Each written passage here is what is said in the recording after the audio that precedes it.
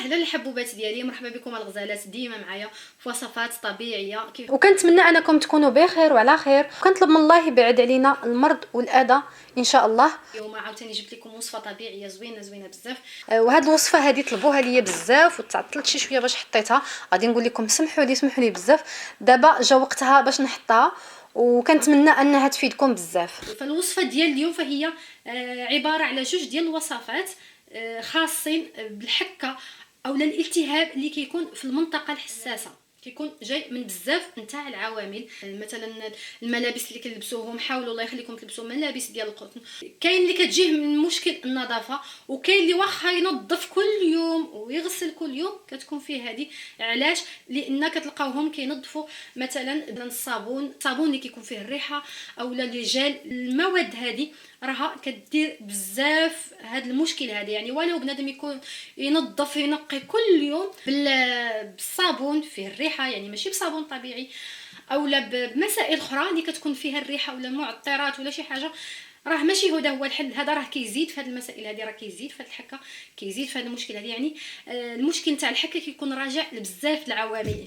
يعني ولو تكونوا كتنقيو كل يوم، الا ما كنتوش كتنقيو واحد الحاجه اللي مزيانه، انا كتشوفوا حتى قدامكم صابون طبيعي، يعني صابون ما فيهش الريحه. الا ما كنتوش كتنقوا بشي مسائل بحال هذه، راه داك الشيء غادي يزيد، غادي يبقى وغادي يزيد يكثر اكثر واكثر. وكنرحب بكم معايا سواء كنتو جدادات او القدامات. بالنسبه للقدام معايا كنشكركم بزاف على الدعم ديالكم، على المشاركات ديالكم معايا. وبالنسبه للجداد كنطلب منكم الى عجبكم محتوى القناه وهاد الوصفات اللي كنحط، الله يخليكم تشاركوا او تابوناو معايا حتى نتوما، باش تشجعوني ونزيد نحط لكم المزيد من الوصفات. وما تنساوش تبركوا على زر الجرس باش توصلوا بكاع الوصفات الطبيعيه اللي كنحط. والله يخليكم كاملين. غادي نطلب منكم واحد الحاجه، انكم تبارطاجيو هاد الوصفه هذه، تشاركوها في مواقع التواصل ديالكم مع احبابكم وصحابكم، باش الفائده تعم على الجميع، ناس اخرين تستافد. وبهذه الطريقه هذه كتعاونوني انا وكتشجعوني باش نزيد نحط المزيد من الوصفات الطبيعيه بطبيعه الحال المجربه اللي كتفيد الناس. وحتى هاد الوصفه هذه فهي مجربه ومضمونه ان شاء الله 100%، لان المسائل اللي غادي نستعملو او هذا الشيء نتوما كتشوفوا قدامكم شنو استعملت. يعني غير حاجه اللي طبيعيه وحاجه اللي سهله ورخيصه بزاف، ولكن المفعول ديالها زوين بزاف حتى هو. ما تنساوش حاجه اللي متواجده عندنا في اي بلاصه في المطبخ ديالنا، ماشي شي حاجه صعيبه اللي عاد غنمشيو نجيبوها. اي واحد متوفر على هاد المسائل هذه.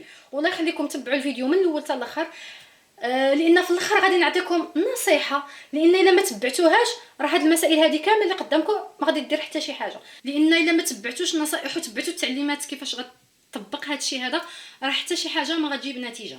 وانا ما جبتش لكم غير وصفه وحده، جبت لكم جوج ديال الوصفات وانتوما تختاروا منهم اللي بغيتو، اولا كل مره ديروا وحده. يعني كيبقى لكم الاختيار، هما بجوجهم زوينين بجوجهم فعالين، وانتوما كيبقى لكم الاختيار. ديروا غير وحده، اولا تناوبوا معاهم مره ديروا هذه مره ديروا الاخرى. المهم غادي تتبعوها وتداوموهم بالطريقه اللي غادي نقول لكم حتى ان شاء الله ربي يجيب الشفاء. غادي ندوزو دابا نشوفوا الوصفه الاولى والسهله، عاد نشوفوا الوصفه الثانيه. الوصفه الاولى البنات كيف ما كتشوفوا عندي فيها هاد جوج نتاع الحويجات. عندي هنايا صابونه تكون صابون طبيعي، ما يكونش الصابون اللي فيه الريحه. انا كنأكدها عليكم، اللي عنده هذا المشكل هذا نتاع الحساسيه او الحكه في المنطقه الحساسه، وبقيتو كتستعملوا دوك لي جيل او الصابون اللي فيه الريحه او شي حاجه، راه بالعكس داكشي غادي يتزاد لكم، ما عمره ما غادي يتحيد. الله يخليكم على الاقل في هذه الفتره هذه باش تحيدوا داك الحكه استعملوا صابون طبيعي. او لا راه غتلقاوه في اي بلاصه، او الصابون اللي ما يكونش فيه الريحه. يعني بلا ما نذكر الانواع ديالهم، خصوصا الناس اللي في المغرب بلا ما نذكر الانواع ديالهم، يعني راه معروف صابون طبيعي او لا صابون العادي اللي ما تكونش فيه الريحه هو اللي غادي تستعملوا. عندنا هنايا الزيت او لا زيت العود او زيت البلديه او لا المهم زيت الزيتون الطبيعيه. بالنسبه للطريقه نتاع الاستعمال ديال هاد اول وصفه فهو سهل بزاف. هذا ما فيش الخدمه او لا ديري شي حاجه ما غديروا حتى شي حاجه. غادي تستعملوا هكا ضروري الغسيل او الغسل يكون بالصابون الطبيعي. من بعد تنشفوا المنطقه مزيان. من بعد غادي تاخذوا شويه نتاع هاد الزيت الزيتون الطبيعيه، زيت الزيتون، غادي تاخذوا منها واحد شويه وتبداو دوزوا على المنطقه الحساسه اللي عندكم فيها الحكه. ولكن ضروري كيف قلت لكم الصابون تغسلوا به في الاول. راه الا ما درتوش هاد الطريقه هذه راه ما غاداش تكون حتى شي نتيجه. بالنسبه للاستعمال راه خصو يكون يوميا، الا قدرتوا ديروه 2 المرات في اليوم احسن حاجه. من الاحسن ديروه بالليل، الا قدرتوا ديروه حتى بالنهار مزيان، ولكن خصوصا الوقت ديال الليل، يعني قبل ما تمشيو تنعسوا غسلوا بهاد الصويبين هذا. يعني ماشي ضروري هاد النوعيه هذا اللي قدامكم، لا، اي صابون طبيعي عندكم، ما يكونش صابون الريحه، ما يكونش جيل، لان هادوك يكفسوها علينا مزيان. صابون طبيعي غسلوا به مزيان ونشفوا المنطقه مزيان، يعني ما يبقاش فيها الماء ولا شي حاجه. من بعد غتاخذوا شي شويه نتاع الزيت ودهنوا به المنطقه اللي فيها الحكه او الحساسيه. هذا كيف قلت لكم استعمال يومي كل ليل قبل ما تنعسوا. هذه كانت اول وصفه اللي هي سهله، ويعني بالزربه الدار، ما فيهاش شي حاجه صعيبه، يعني غير بهذه الطريقه هذه. دابا غادي نوريكم الوصفه الثانيه. هي هذه الوصفه الثانيه ديالنا كذلك الصابون الطبيعي، ما يكونش صابون الريحه. راني كنأكد عليها ونعاود، لان هذوك الصابون ديال الريحه راه خايب. وعندنا هنايا الثوم، غادي نحتاجوا الثوم، اي نوع ديال الثوم عندكم متوفر راه غادي يقضي لكم الغرض. حنا كاملين كنعرفوا على ان الثوم كيقتل البكتيريا، كيقتل الميكروبات، يعني ماشي شي حاجه اللي غريبه ولا شي حاجه اللي جديده انا جبتها لكم. راه معروف الثوم كيقتل البكتيريا. راني سبق لي استعملت الثوم في الفطريات الاظافر، داك لي شامبينيون اللي كيكونوا في الظفار، والحمد لله داك الوصفه اللي عطيت جابت النتيجه لبزاف ديال الناس، لان بزاف الناس اللي نفعتهم. وكنت انا مجربه هذه القضيه هذه ديال الثوم، يعني مجرباها لبنتي. يعني ماشي شي حاجه اللي كيف كنقولوا شي حاجه اللي سهله وبسيطه ونفعات بزاف ديال الناس.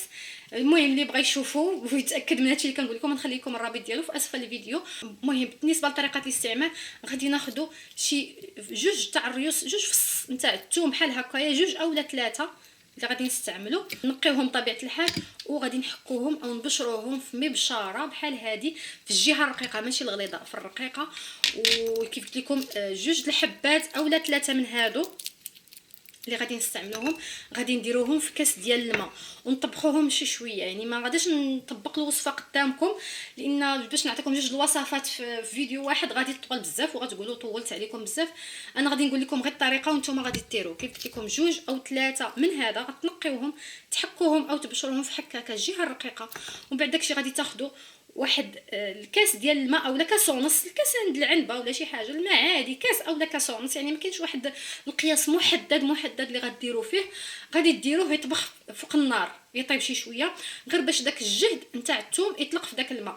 من بعد غادي نخليوه شي شويه يبرد، ومن بعد غادي نصفيو داك الثوم نحتفظوا غير بالماء. هذاك الماء هو اللي غادي نغتسلوا به.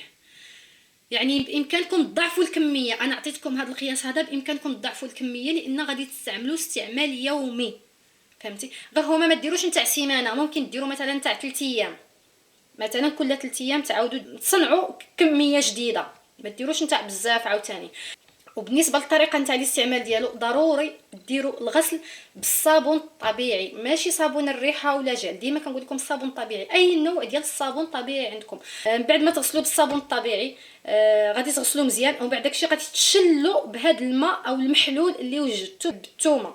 غتكونوا صفيتوا من الثومه خليتوا غير الماء، غادي تشلوا به، ومن بعد داكشي نشفوا مزيان المنطقه.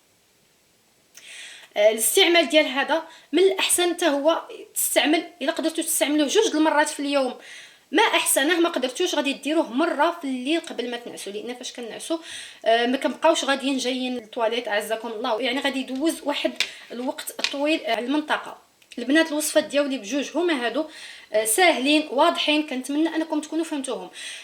بالنسبه للنصيحه اللي قلت لكم غادي نعطيكم في الاخر، لانها نتوما واخا تستعملوهم وما تتبعوش شنو غادي نقول لكم راه حتى حاجه ما غتجيب معكم شي نتيجه، او غادي تكون نتيجه طويله. بعدا اول حاجه كاين الناس اللي مثلا يديروا هذه الطريقه هذه ويرجعوا يلبسوا نفس الحوايج اللي كانوا لابسين قبل.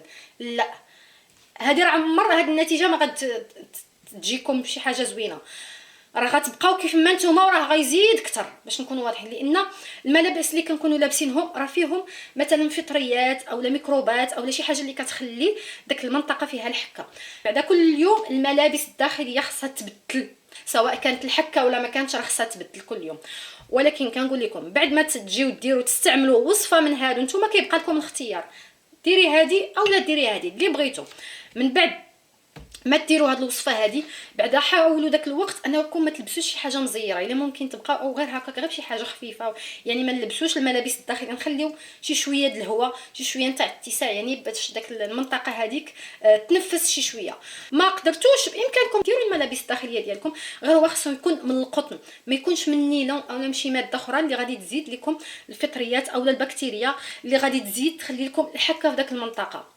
ديروا الملابس الداخليه تكون من القطن ويتبدلوا في كل يوم، يعني في كل مره غادي نجي نديروا هذه الوصفه هذه، من بعد ما ندير الوصفه نلبس حاجه اخرى نقيه اللي ديجا مغسوله ولا شي حاجه، ما نردش هذيك اللي كانت قبل. هذه هي النصيحه اللي قلت لكم، لان راه الا ما درتوش هذه الطريقه هذه راه كلشي غادي يبقى في داك الملابس الداخليه وغتعاودوا تردوا، ويعني الشيء ما قديتو. بغيتوا تهنوا من هذا المشكل، تبعوا هذه المسائل هذه، خصوصا الصابون. هذا الصابون ما يكونش صابون در الريحه، يكون صابون طبيعي. تبعوا هذه المسائل هذه. البنات كنتمنى ان الوصفات ديالي بجوج يكونوا عجبوكم ويقضي لكم بالغرض، يعني يجيبوا معكم نتيجه. والله يخليكم ما تنساوش منين تجيب معكم نتيجه او لا، مهم اللي استعمل الوصفه يرجع لي التعاليق ويقول لي شنو لقى عليها، واش مزيانه واش ما مزيانش. واخا راه الا تبعتوها كيف ما هي راه غتجيب معكم نتيجه اللي ترضيكم. ما تنساونيش حتى انا في التعاليق، وما تنساوش تبارطاجيو هذه الوصفه هذه زوينه. وغادي نخليكم دابا نتلاقاو مره اخرى ان شاء الله في شي وصفه زوينه بحال هكا من الوصفات الطبيعيه.